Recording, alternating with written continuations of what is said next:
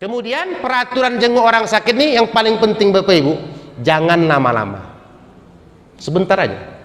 10 menit, 15 menit. Jangan lama-lama. Kenapa? Kalau lama-lama nanti oleh-oleh yang kita bawa kita yang menghabiskan.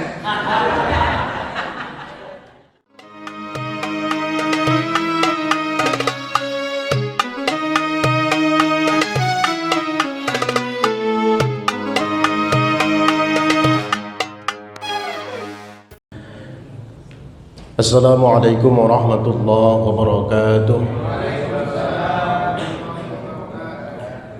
Di dalam kitab Wasiyatul Mustafa karya Syekh Abdul Wahab As-Sa'rani disebutkan bahwa Rasulullah bersabda, "Ya Ali, tamanna Jibrilu ayyakuna min bani Adam li sab'i hisal."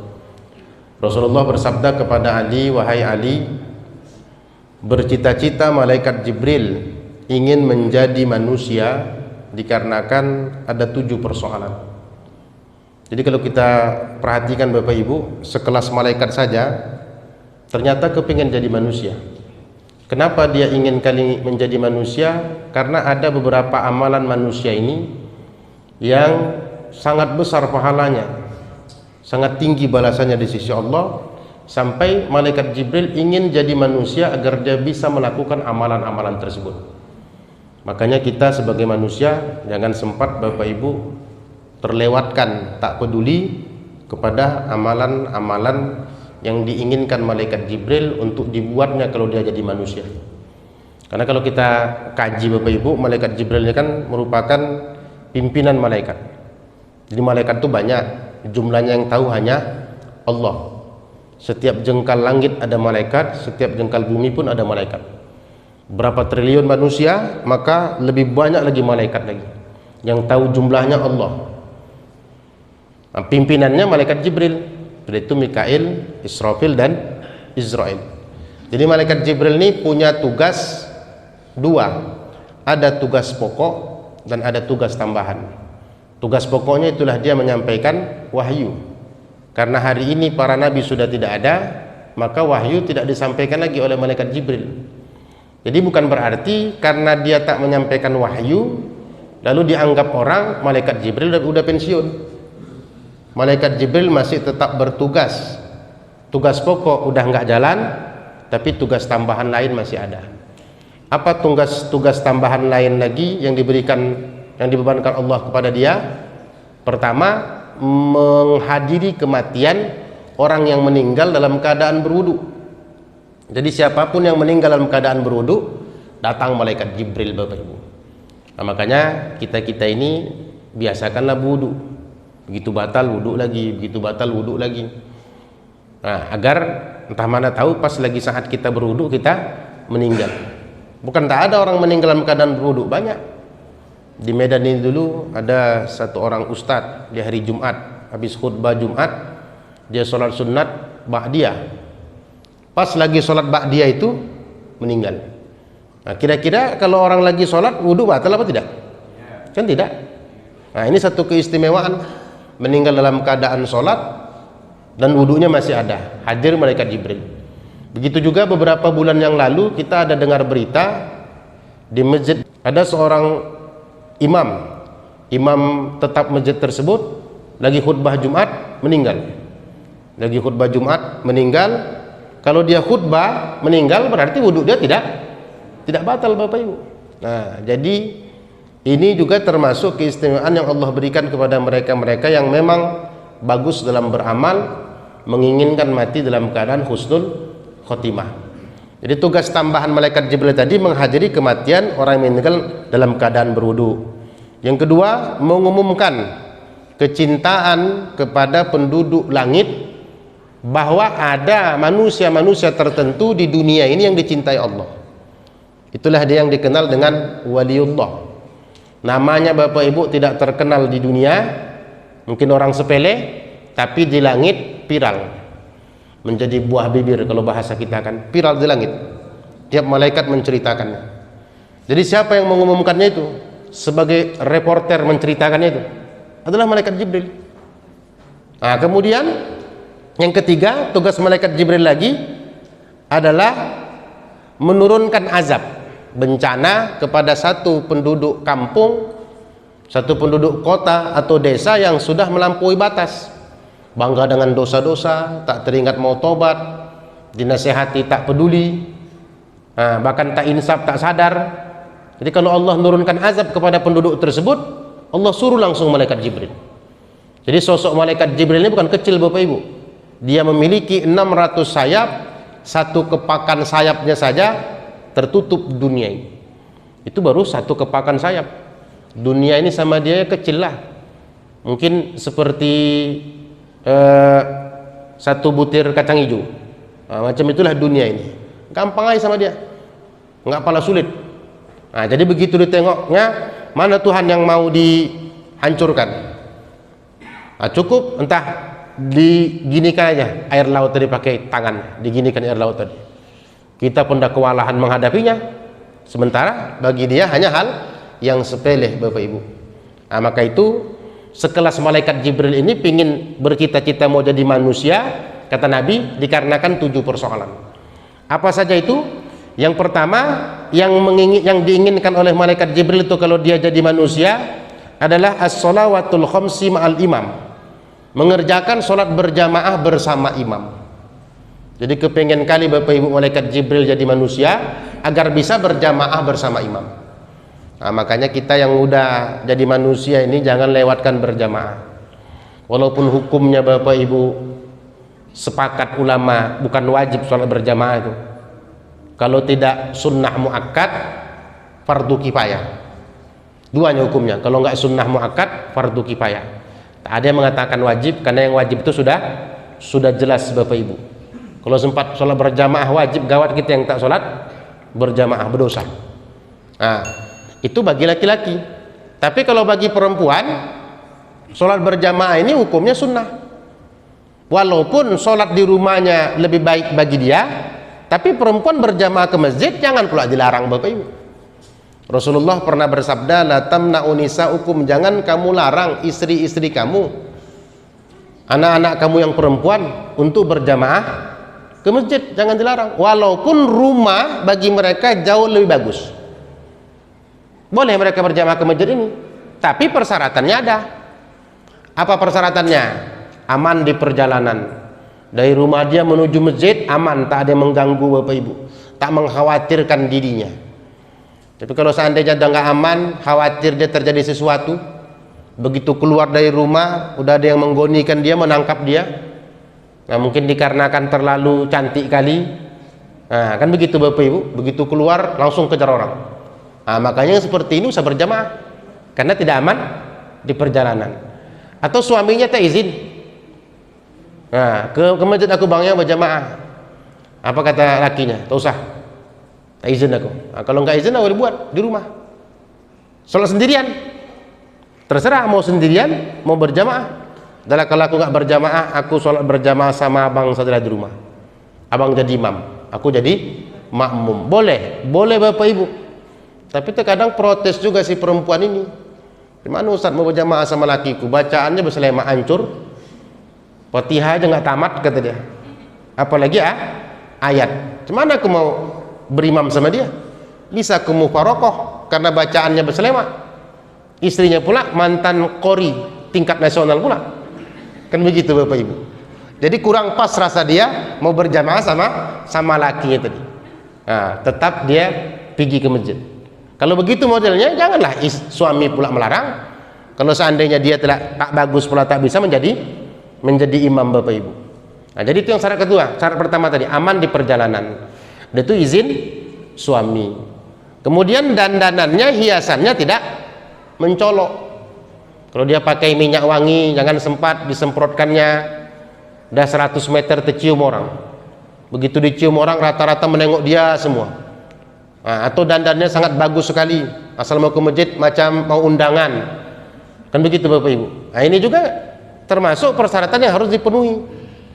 Kemudian tidak menimbulkan fitnah, artinya begitu dia datang ke masjid tidak ada kaum bapak yang tak jadi berjamaah gara-gara ingin nengok dia. Kalau ada seperti itu kaum bapak tak jadi sholat berjamaah, sibuk nengok ke belakang, hanya buka tirai aja. Nah, kalau begini modelnya, berarti wanita ini menimbulkan fitnah, Bapak Ibu. Usah ke masjid, dikurung. Kalau ada lemari kaca, masukkan ke lemari kaca dia. Kan begitu. Nah, ini penting ini. Jadi jangan pula nanti menganggap bahwa wanita tak boleh berjamaah ke masjid.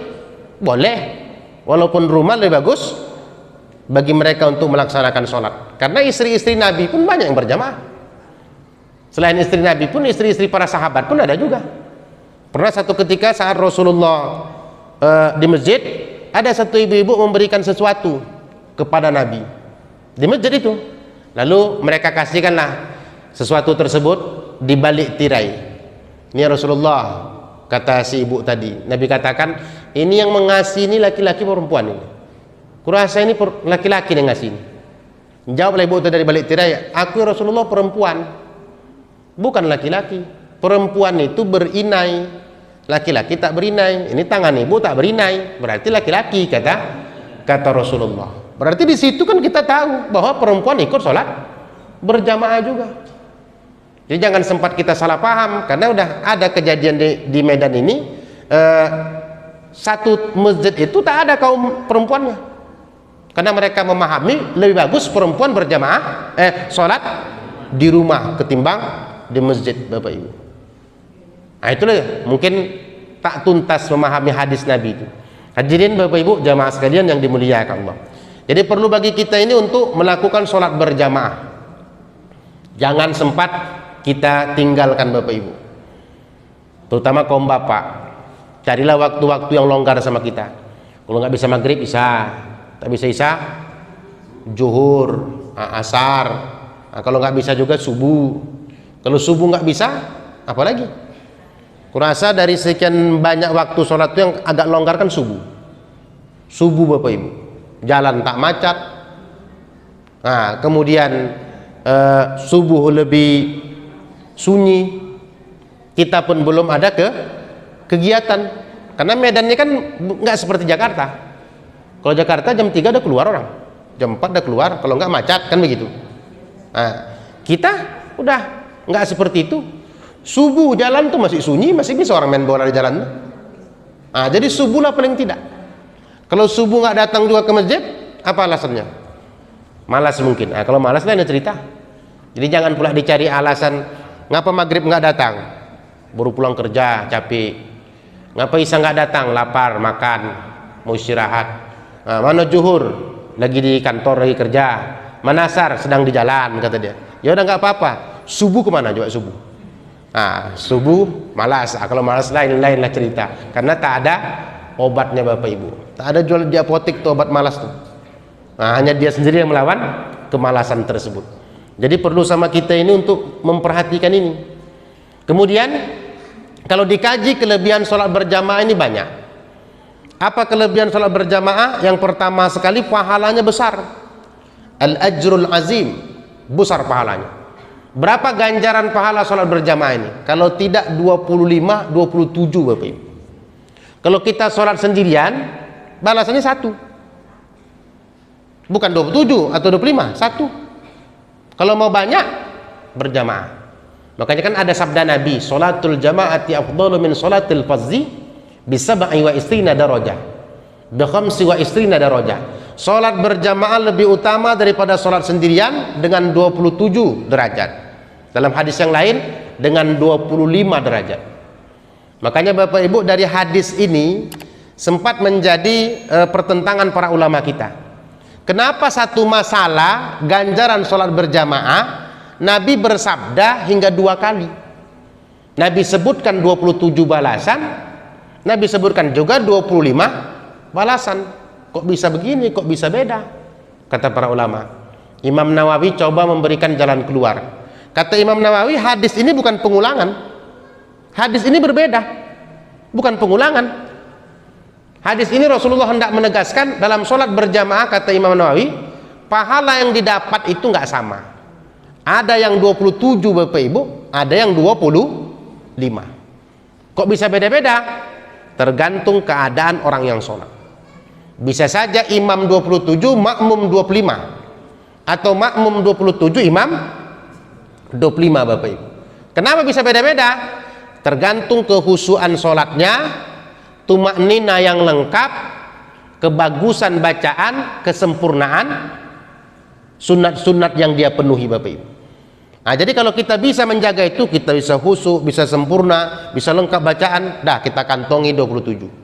Kalau tidak 25. Kalau sholat sendirian 1. Itu pun belum tentu. Nah, inilah makanya Bapak Ibu, rugi rasanya kalau kita ada waktu, ada kesempatan untuk meninggalkan sholat berjamaah. Pahalanya besar. Nah, kemudian manfaat sholat berjamaah lagi, qabulus sholat, Allah terima sholat. Dari segi mana Allah bisa menerima sholat orang berjamaah ini? Kalau kita sholat sendirian, belum ada jaminan diterima Tuhan Bapak Ibu. Karena kata Nabi begini, Allah terima sholat seseorang apabila dia khusyuk. Pertanyaannya, kita bisa nggak khusyuk?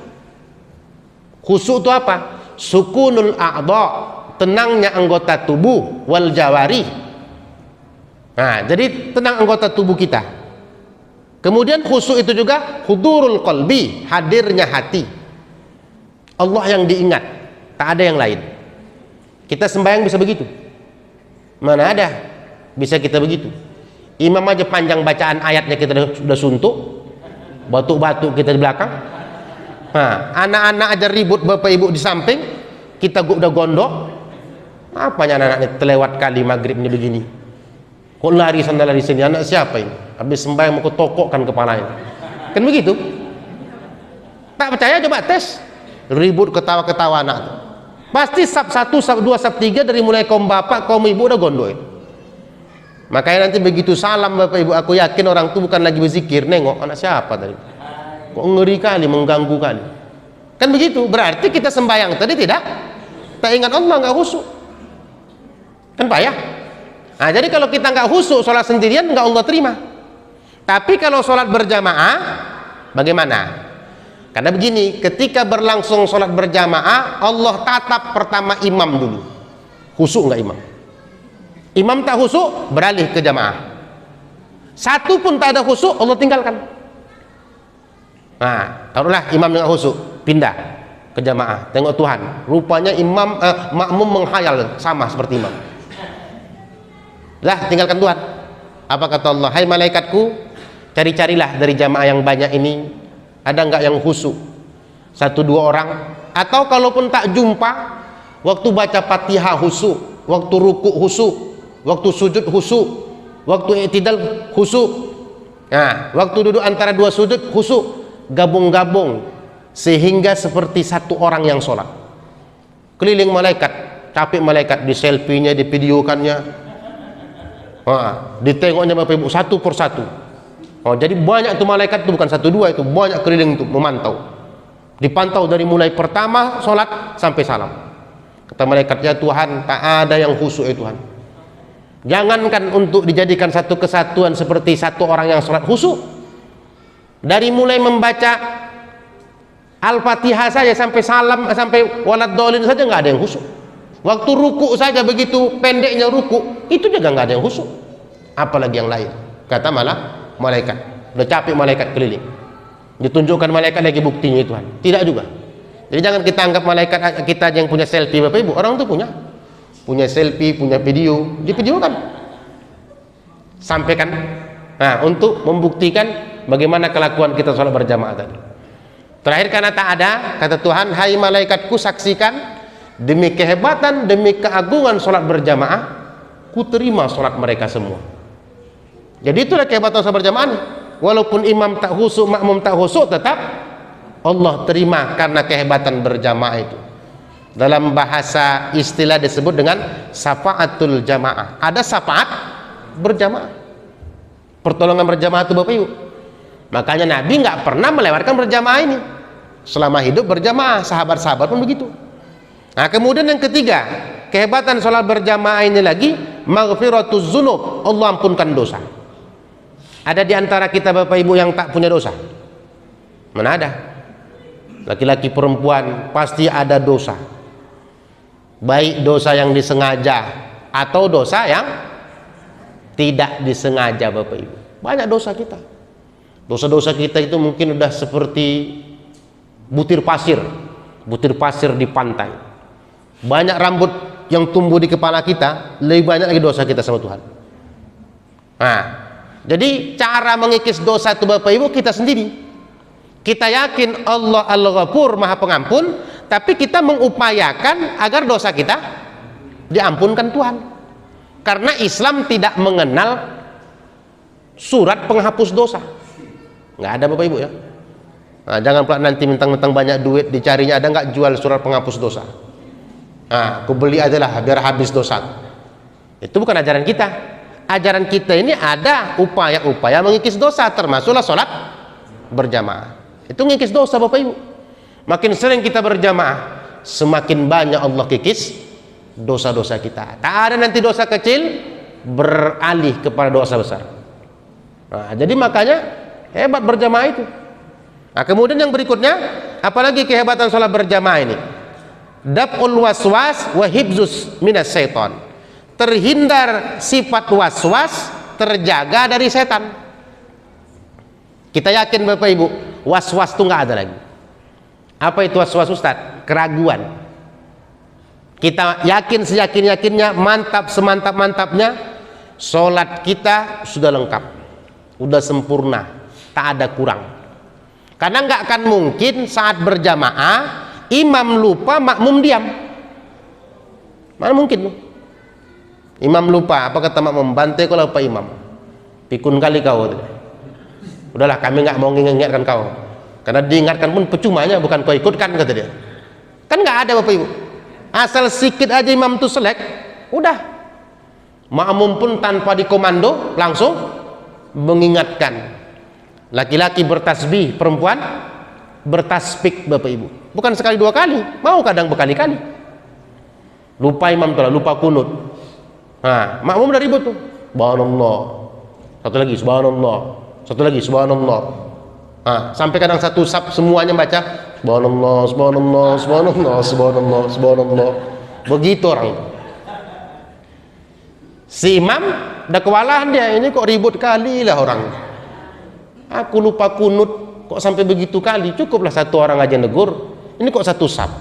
Rupanya makmum tadi kepengen imam tuh bawa kunut lagi. Nah, bagaimana? Begini Bapak Ibu solusinya. Kalau imam itu turun ke bawah, dia belum sujud, masih beberapa anggota sujud yang dikenakannya seperti lutut, kaki, tangan, hanya kening belum, dia bisa bangkit lagi. Masih boleh kita bangkit. Kita kan ruku, i'tidal, habis i'tidal kan sujud. Nah, turunlah dia, masih baru kena lututnya, cuma kening belum, masih bisa bangkit lagi. Allahumma dina fiman hadid, masih bisa. Tapi kalau jidatnya udah turun duluan, entah mana tahu ada imam begitu turun lutut tidak langsung jidat, jidat ke bawah Bapak Ibu, nggak bisa bangkit. Entah lupa kunut, kata Pak Imam tadi apa, aku nggak mau bangkit lagi. Rupanya jidatnya udah kena duluan, tangan belum, lutut belum. Ada nggak imam begitu? Kurasa ada yang tersungkur Bapak Ibu. Kan begitu. Nggak bisa bangkit. Tapi kalau masih tangan, kaki masih duluan, jidatnya belum, masih bisa dia bangun. Cuma nanti sebelum salam tempel dengan sujud sahwi, itu aja. Makmum boleh negur Ustaz kalau imam meninggalkan yang sunnah-sunnah, boleh. Karena tugas makmum itu mengingatkan perbuatan yang dilupakan oleh imam. Ingatkan. Nah, hadirin Bapak Ibu, jamaah sekalian yang dimuliakan Allah. Jadi kalau kita berjamaah ini was-was nggak ada lagi. Begitu salam kita, assalamualaikum warahmatullah, assalamualaikum warahmatullah, udah lengkap sholat tadi, lengkap semuanya. Nah, itulah gunanya berjamaah itu. Kalau kita sendirian Bapak Ibu, cobalah.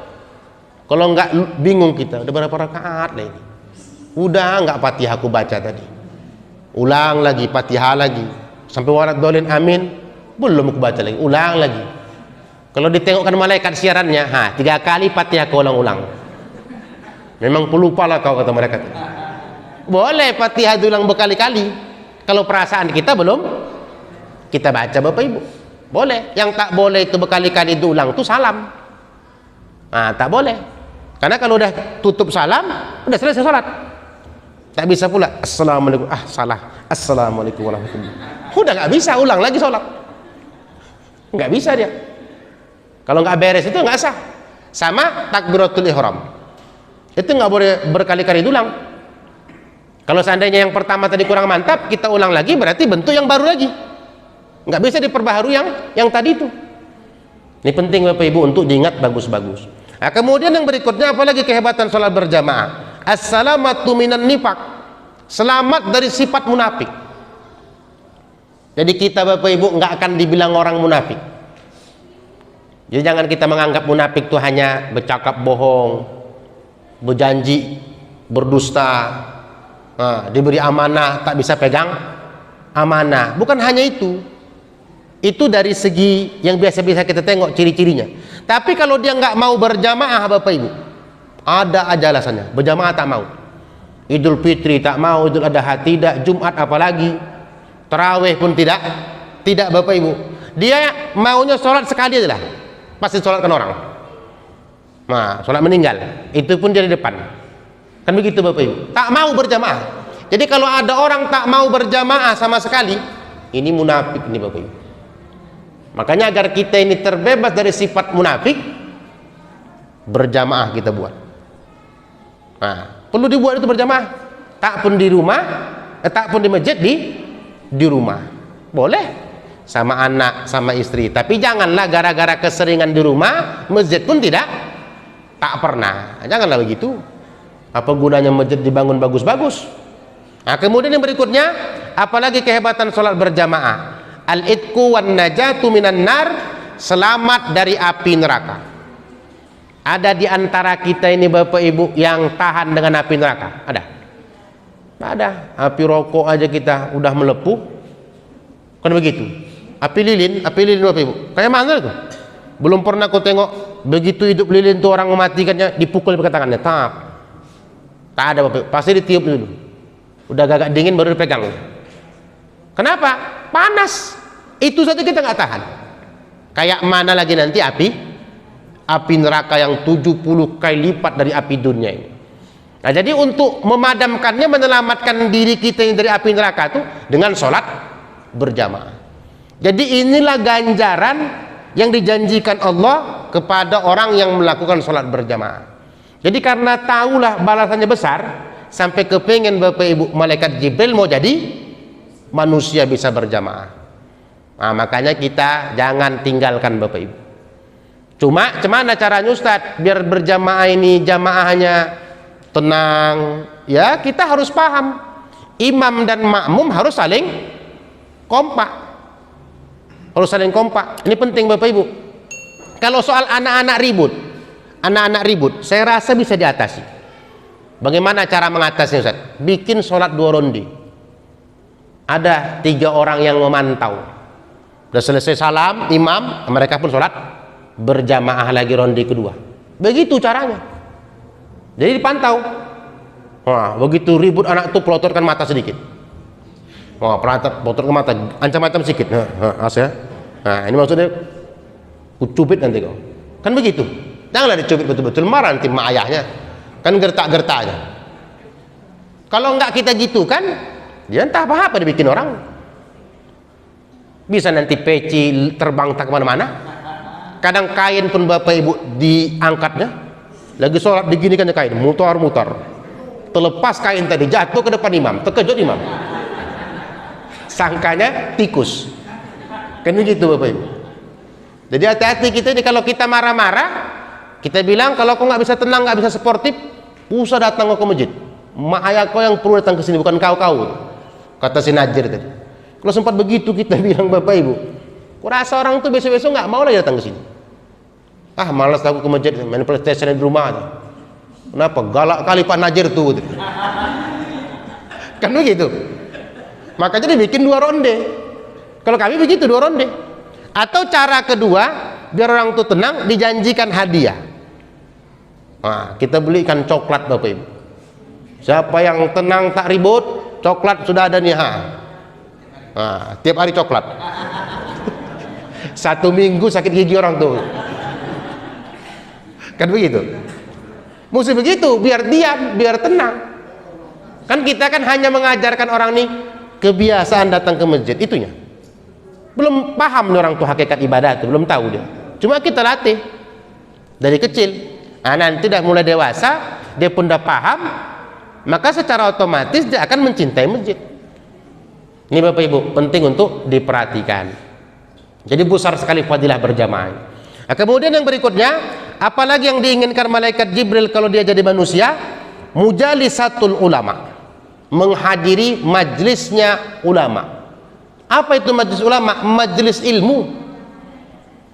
Makanya Bapak Ibu, majlis ilmu ini, majlis pengajian ini majlis yang kepengen malaikat Jibril jadi manusia untuk datang mengaji. Makanya kita jangan lewatkan Bapak Ibu di mana ada mengaji. Orang sekarang mentang udah canggih kali zaman sekarang nih, tak mau datang mengaji. Wah, malas Ustaz ngaji-ngaji datang ke situ Ustaz. Tak sedap kata dia. Sumpek kata dia. Panas, kan gitu kan.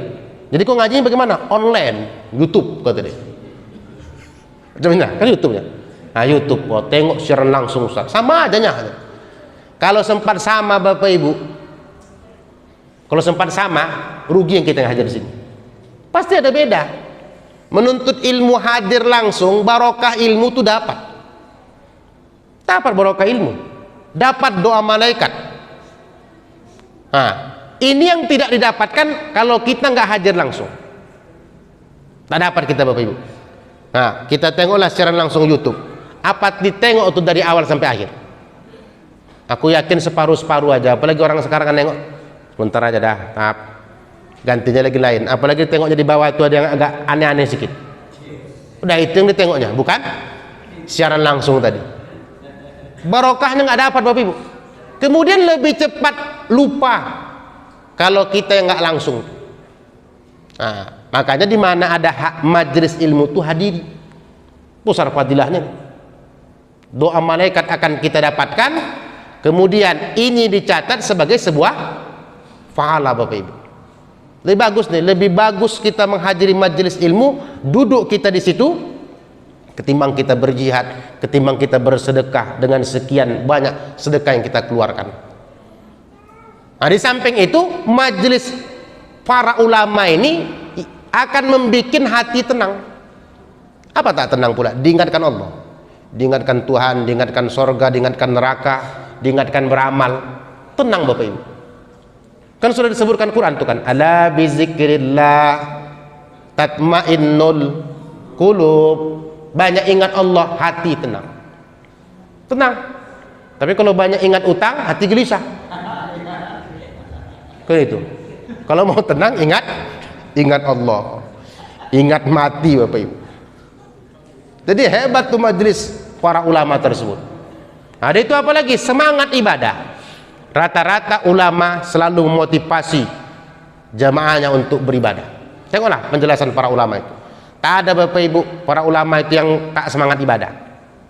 Mengkaji ilmu aja, sampaikannya begini-begini. Ibadah pun dia tak mau. Itu bukan ulama itu. Karena para ulama itu sudah dikasih jaminan sama Allah. Innama yahsallah min ibadihil ulama. Yang takut sama Allah itu ulama. Nah, jadi ini perlu sama kita untuk kita perhatikan itu. Jadi majelis ulama itu majelis yang paling disukai oleh Allah. Nah, kemudian yang berikutnya lagi yang diinginkan malaikat Jibril kalau dia jadi manusia, wa iyadatil marid, menjenguk orang sakit Bapak Ibu, jenguk orang sakit. Makanya bagi kita kalau ada orang sakit, jenguk Bapak Ibu. Jangan pula nanti dibikin peraturan, jenguk orang sakit kalau opname. Kalau enggak opname usah jenguk-jenguk. Sementara kawan tuh udah cengap-cengap di rumah. Nah, tak mau dia ke rumah sakit karena takut dibilang COVID. Panggillah dokter, dokter jenguk. Nah, rawatlah di rumah. Tak ada yang menjenguk Bapak Ibu. Padahal dalam Islam ini siapapun yang sakit, mau berat mau ringan, itu dijenguk. Sampai sakit batuk pilek pun Bapak Ibu jenguk. Tak ada kawan kita, kok nggak ke masjid kau tadi pagi, subuh tadi kok nggak datang, sakit, pusing kepalaku. Nah, siang-siang kita datang jenguk dia. Nah, bawa oleh-oleh kalau ada. Kalau tak ada tak apa-apa. Karena Bapak Ibu membawa oleh-oleh itu tradisi kitanya. Disuruh Nabi nggak ada. Yang disuruh Nabi itu bawa oleh-oleh itu kalau kita pulang dari jauh, pulang dari luar kota. Nah, buah tangan ada, itu baru namanya oleh-oleh. Tapi kalau nengok orang sakit nggak ada, pokoknya nengok. Kita aja kadang memperberat, harus bawa oleh-oleh. Itu pun musyawarah lagi, apa yang kita bawa? Kalau sempat musyawarah Bapak Ibu nggak jadi tuh nengok. Syahnu sakit apa? Sakit gula kata orang tuh. Apa yang kita bawa nih? Udahlah bawa durian aja lah, itu membunuh kau tuh kata dia. Udah bawa pisang aja. Nah, yang satu lagi, kalau dimusyawarahkan Bapak Ibu nggak jadi apapun dibawa. Terserah mau bawa apa saja, pokoknya bagus, kan begitu. Kemudian kendaraan pun kalau kita nengok orang sakit jangan dimusyawarahkan. Apa yang ada di rumah tuh tawarkan. Udahlah, soal kendaraan jangan takut, di rumahku ada 4 itu mobil, Avanza, Innova, Alphard, dan ambulan. Kata dia, udahlah ambulan ya kita bawa. Sangka orang Alphard, rupanya ambulan, kan begitu. Nah, ini penting sama kita ini, jenguklah orang sakit Bapak Ibu. Jadi jangan banyak alasan sama kita ini. Kemudian peraturan jenguk orang sakit nih yang paling penting Bapak Ibu, jangan lama-lama. Sebentar aja, 10 menit, 15 menit. Jangan lama-lama. Kenapa? Kalau lama-lama nanti oleh-oleh yang kita bawa kita menghabiskan. Kan begitu. Kita bawa roti umpamanya, karena lama kali terakhir dikeluarkannya, makan. Ya sama seperti kita sendiri yang makannya, kan begitu. Kemudian bahasa kita itu Bapak Ibu menyejukkan, jangan nakut-nakuti. Ini penting nih, ku ingatkan bagus-bagus nih, menyejukkan. Dan tak boleh kita banding-bandingkan penyakit dia sama penyakit orang. Dan boleh kita Bapak Ibu berbohong. Kalau ada orang sakit tadi yang tujuan kita agar dia semangat berobat.